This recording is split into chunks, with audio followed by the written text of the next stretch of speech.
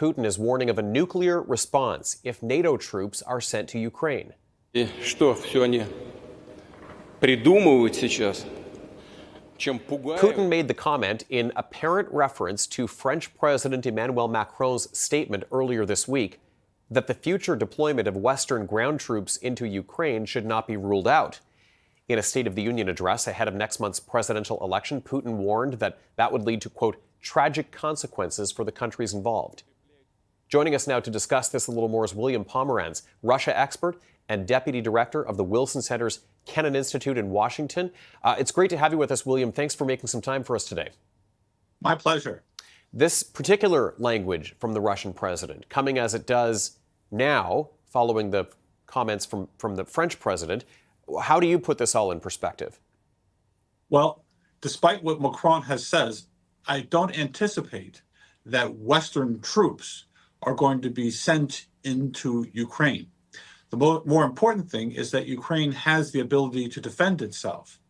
And that is obviously a problem, mainly dealing with the United States and whether it can actually provide the support necessary for Ukraine. But I don't anticipate that Western troops will be employed in Ukraine. And that does remain just a hypothetical at this point in time. But Putin a couple of days ago saying that would put NATO at odds with Russia, and then today using the word nuclear. Is that just a further qualifying of the same type of language we've heard before? He is doing a lot of saber rattling. Obviously, he wants to deter the West, but in order to fight the West, he needs troops, he needs weapons, and so forth. So I don't think that he's in a position to wage an aggressive war against the West. But I realize that if his back is against the wall, or he perceives his back against the wall, then he might decide that he needs to actually increase the amount of violence.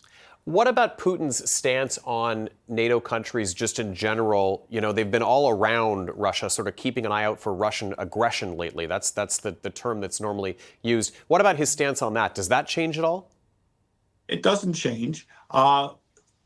NATO has security guarantees for every member of the alliance. So Putin would have to really be confident that if he attacked Lithuania or Latvia or Estonia, that he would be able to win, because it would immediately draw in the West, including the United States, under Article 5. So I think that Putin is basically trying to deter the West, but he doesn't really have a lot of options militarily because he's so engaged in Ukraine. William, just before we let you go, is there a point anytime soon at which this conflict places soldiers from NATO countries at risk in terms of what they're doing right now? No, because Ukraine is not a part of NATO and it doesn't have the security guarantees. The risk is when Putin thinks his back is against the wall and he doesn't have any options. And therefore, he recklessly decides to engage more with the West and even use nuclear weapons. But that would be obviously a catastrophic event. William Pomeranz, Deputy Director of the Wilson Center's Kennan Institute and expert on Russia. William, thank you so much for your time today. Really appreciate it. My pleasure.